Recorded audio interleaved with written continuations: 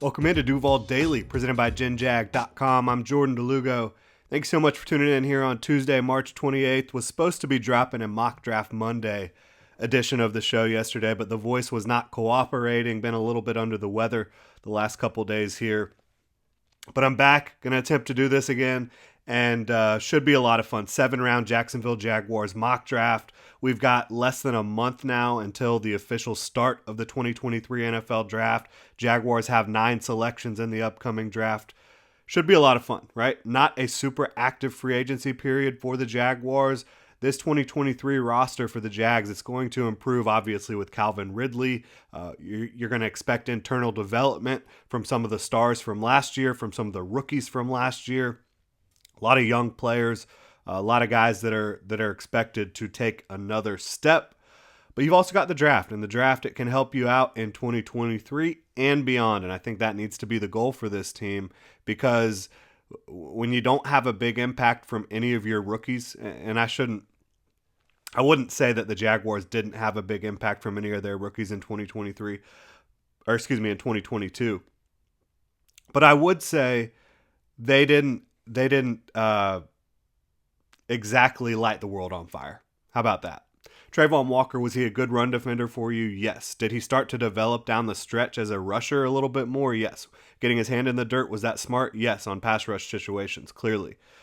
Luke Fortner, he definitely progressed throughout the season starting center, which obviously was huge for the Jaguars, having a rookie starting at center for his entire rookie year.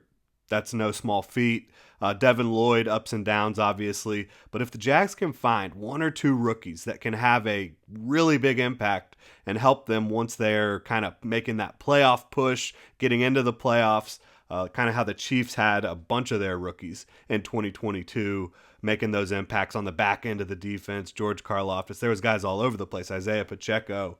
I think if you look at the Jaguars 2023 draft, you'd like to get a little bit more immediate contributions from some of these guys. And so let's go ahead and jump into this, right? Jaguars, they hold the 24th overall pick. What are their needs right now? Their biggest need is at nickel. You could just argue cornerback in general behind Tyson Campbell and Darius Williams, whether that's a nickel, whether that's another outside corner. You can kind of move Darius Williams around as you need to. He has the versatility to play inside or outside. So you definitely need a corner. You definitely need another edge rusher, and you could have Calais Campbell, who isn't really a edge in a 3-4 defense, right? He would be more of a defensive lineman in a 3-4. But he could provide you some pass rush. And Doug Peterson talked about it yesterday. The Jaguars need pass rush. He said, Doug did, that the meeting with Calais went really well. And I definitely don't think that door has been closed. I think it's very much open still. Calais is taking some other visits. We'll see how it plays out. He shouldn't be in any hurry to make a decision. I understand that, right? This is a guy who he's going to be playing his last few years here.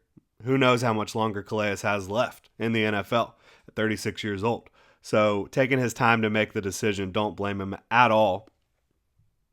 But regardless of whether Calais ends up in Jacksonville, and you saw Josh Allen with the recruiting pitch on Twitter last night saying we're going to make it happen, Super Bowl. Regardless of whether Calais ends up in Jacksonville, the Jaguars need pass rush in this draft. They need edge rush. They need another 3-4 outside linebacker to replace the production that they were getting from Arden Key and DeJuan Smoot, because even if you do bring DeJuan Smoot back, he's not going to be ready early on dealing with that Achilles. I also think that the Jags at some point in this draft are going to be aggressive to move up to get someone that they value. They did it last year with Devin Lloyd, moving back into the first round. They have 9 draft picks this year. Do they really need 9 rookie draft picks coming into this team? I don't think they do. This is a team that has a lot of talent across the board. There's just a few spots, mostly on the defensive side of the ball, where you have some needs. And then on offense, I think you could look at offensive tackle depth. Yeah, you could use that. Tight end depth. Yeah, you could use that. Maybe interior offensive line depth. Yeah. So on offense, it's not about starters. It's not about high impact guys. It's about filling out that depth, making sure you have talent throughout the rest of the roster. Without further ado, let's go ahead and talk about this 24th overall pick. Few months ago, I would have said there's no way in hell Brian Branch falls to the Jaguars at 24. And I still don't think he should. He's the number 8 prospect on my board. But when you look across the landscape of the draft community, Mel Kiper, Todd McShay, not Ian Rappaport, Daniel Jeremiah, a lot of these big names, they do not have Brian Branch going in the first round anymore. And these guys are doing predictive mock drafts. They're talking about what they're hearing. These mock drafts aren't necessarily based on their opinion of the players, but based on what they're hearing from around the league. And so if the 3 top guys are talking about Brian Branch falling past 24, maybe there's some credence to it. So let's go ahead and plug in Brian Branch for the Jaguars at 24 overall. The cornerback safety hybrid, really a nickel, right? Played 76% of his snaps in 2022 in that nickel spot for the Alabama Crimson Tide. You start with his coverage ability, right? Quick feet, fluid hips. He has more than enough size. It's about 6 foot tall in the 190-pound range. Really good ball instincts, route instincts. He almost seems to know what the offense is trying to do before they do it. And he's just a really cerebral, smart football player. He's got ball skills. He's got the quick feet to mirror and match movements. And look, when you're playing nickel, you got guys that could go upfield. They could go towards the sideline. They could cut inside. There's so many different things you have to defend. And I think getting a guy like Brian Branch to do that would be massive for the Jacksonville Jaguars. And you do not need to take him off the field when you're in base either. You can line him up at safety. I think you can line him up at corner as well if you're expecting a run. No doubt about it. And speaking about his ability against the run and in pursuit, Brian Branch is an elite tackler. He is an elite pursuit player. One of the best tacklers in this class regardless of position. So yeah, Brian Branch at 24 overall would be a home run for the Jacksonville Jaguars, and it's a home run that looks like it might actually be possible. And the Jags have shown interest in him right at his pro day. They had him off working to the side with them, doing a little bit of a individual private workout over there. Deshae Townsend, Jaguars defensive backs coach, pass game coordinator, working with him. I think it'd be great for the Jags to get Brian Branch in here, and it seems more and more possible by the day. And the reason you could see him falling to 24 or past 24 is because he does not have elite long speed. He's a 4.5 guy. And the positional value of nickel, and I think it's incredibly valuable.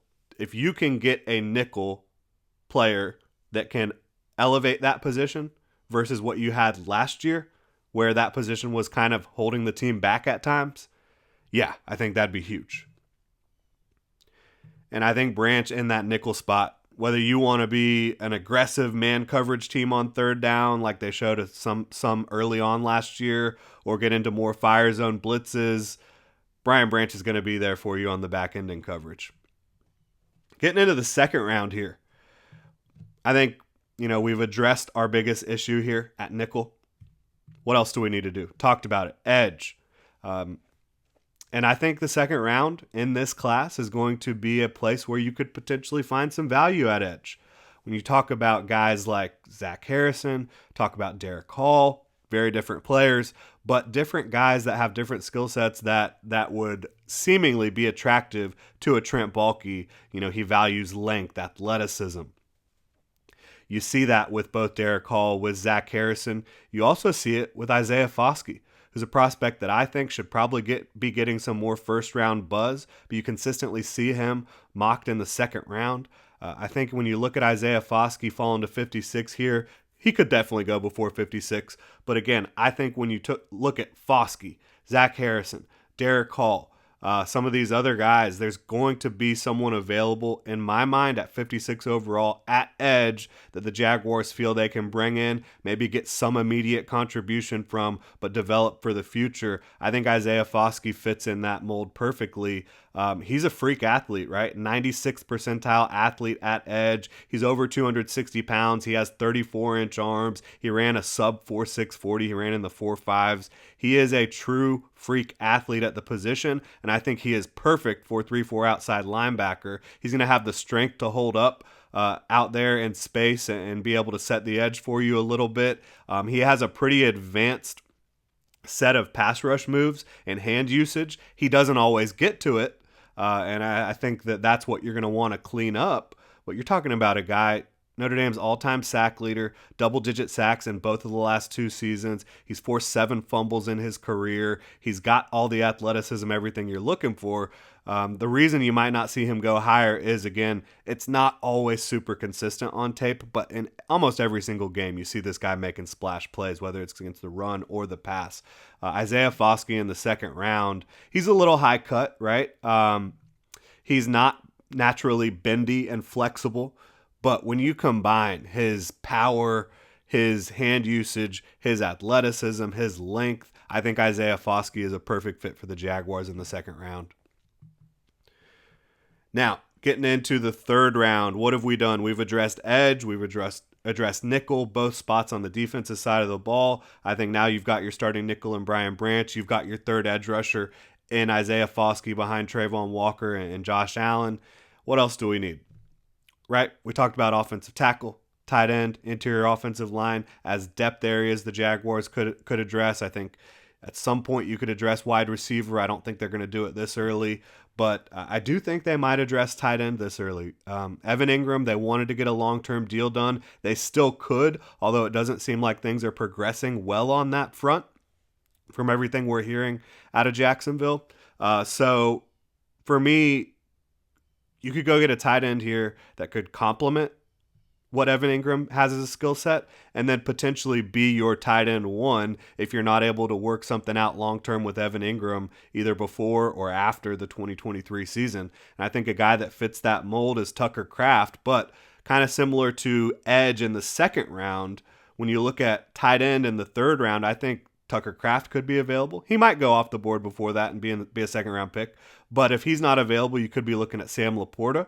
You could be looking at a Luke Schoonmaker. I think there's going to be options for the Jaguars here in the third round if they want to go get a quality tight end. Tucker Kraft, I think, could be there, and that's going to be the pick for me out of South Dakota State. He's a guy that's a weight room warrior, very good athlete at the position. Not a burner like Evan Ingram, but a good overall athlete who brings a little bit more balance to the position. I think he could be a true tight end one in terms of being a balanced tight end that you can line up in line and run the ball behind him, use him in that regard, but also use him as a pass catching threat. I think Tucker Kraft's going to have a long career in the NFL. So far we've got Brian Branch, Isaiah Foskey, Tucker Kraft in the first 3 rounds.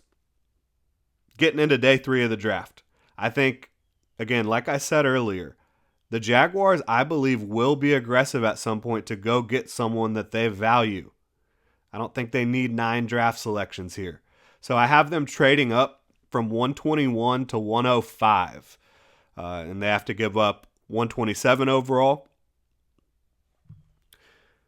to do it. So you give up 121 and 127 to get up to 105, and you go get an offensive tackle who could be a starter of the future, a swing tackle of the present. It's Tyler Steen out of Alabama. He has the length you're looking for. He's a really good athlete. I think there's just a couple of little technical things that if he was able to improve upon, I think you could be looking at a long-time starter, effective starter in the NFL, and at the very worst, a swing tackle. And that's what you're drafting him to be in 2023 as your swing tackle behind Walker Little and Cam Robinson.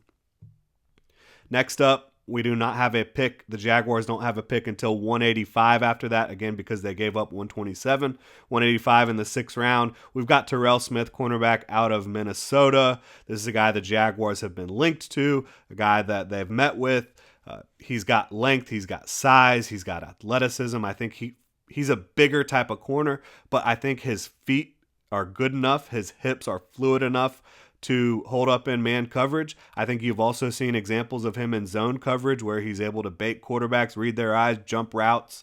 Getting a guy like him at this point in the draft with the athleticism and physical profile that Terrell Smith has, along with his tape, which is pretty damn good from 2022, I think it's a home run in the 6th round. And he might not be available, but again, this is a really deep cornerback class. He was not the only guy I was looking at here. There's other options for the Jaguars at this point to continue to address the cornerback room. And bringing in more competition for the back end of that room, I think, is pivotal. I think you saw that, again, I keep referencing the Chiefs because their draft class in 2022 was unbelievable, and it had a ton of defensive backs. I think this draft could be similar for the Jaguars if they want it to be. At 202 overall, Puka Nacua out of BYU. This is not a burner type of receiver, but a receiver who I think could potentially do some of the things that Marvin Jones did for you in 2022. And he's just good size, good route runner, really good hands, can go up and get the football for you. I think he is going to be a possession receiver at the next level. I don't think he should be available in the 6th round, but again, ton of talented wide receivers in this class. You never know how these things are going to go. And then at 208 overall, we've got McClendon Curtis coming off the board, another guy the Jaguars have shown interest in. He's got vines for arms, interior offensive lineman. He's going to need to be developed. He's a little bit raw for sure coming out of Chattanooga, but a player I think you can get excited about as a developmental prospect. And interior offensive line, the Jaguars, they have Brandon Sheriff. They have guys that can get the job done at left guard in 2022, right? You look at Ben Barch, who was playing really, really well, especially in the run game prior to his injury, and then Tyler Shatley, who you can always throw in there, and you're not going to completely fall apart on offense with Tyler Shatley in there at left guard. And then McClendon Curtis can come in, learn from some of these guys, and potentially maybe become a starter one day, if not a third interior offensive lineman guard for you. And then at 226 overall, the Jaguars' final pick, I have them taking a kicker. I don't know who's going to be available at kicker at this point. Jake Moody is the one that I've watched the most. I don't really scout the kickers for full transparency there, but I have seen Moody make a ton of big kicks, a ton of long kicks. I like Riley Patterson. He's an accurate kicker, but he does not have the biggest leg on the planet. I would guess Heath Farwell, Jaguar special teams coordinator, would like to find someone who just has a little bit more juice in the leg. And I think Jake Moody definitely has that. There's some other guys available, Chad Ryland as well. Definitely going to be some kickers the Jaguars could bring in, whether it is in the 7th round or in undrafted free agency, to come in and compete with Riley Patterson if they choose to. Again, I think if you want to roll with Riley, that's fine. You just got to understand, probably not going to be trying to kick a ton of field goals beyond like 55 yards. Just kind of the way it is with him. But that'll do it for this draft class, right? I think this would represent a really strong class for the Jaguars. Brian Branch at 24 overall to lock down the nickel spot. Isaiah Foskey at 56 to come in and be your edge 3 and develop into a starter. I think he will be a long-time starter in the NFL. Tucker Kraft can complement the skill set of Evan Ingram. If you can't work out something long-term with him, maybe Tucker Kraft out of South Dakota State becomes your tight end 1 after his first year in the league. And then I've got the Jaguars getting aggressive, trading up to go get an offensive tackle, a swing tackle, Tyler Steen out of Alabama, a guy I think they would really like. And then 185, more cornerback depth, big, long, athletic corner. Terrell Smith has ball skills, has instincts, has good tape from 2022. I think Terrell Smith would be a home run. He's a guy the Jaguars have met with. And then Puka Nacua, kind of your Marvin Jones type replacement for this offense, a guy who can just be a reliable set of hands for you. Go up and get the football. 208, McClendon Curtis, interior offensive line depth development. Jaguars have shown interest in him. He's got length for days. And then again, Jake Moody, kicker out of Michigan, to round out this draft. Appreciate y'all for tuning in. Hit me up on Twitter at Jordan DeLugo. Let me know what you think about this mock draft here. You can also follow Generation Jaguar at Generation Jag. Hit that like and subscribe button if you're on YouTube. If you're on your podcast platform of choice, please subscribe and review. Really helps the show out. Really helps me out. So again, thank you so much for tuning in, Duval, and I hope you have a great rest of your Tuesday.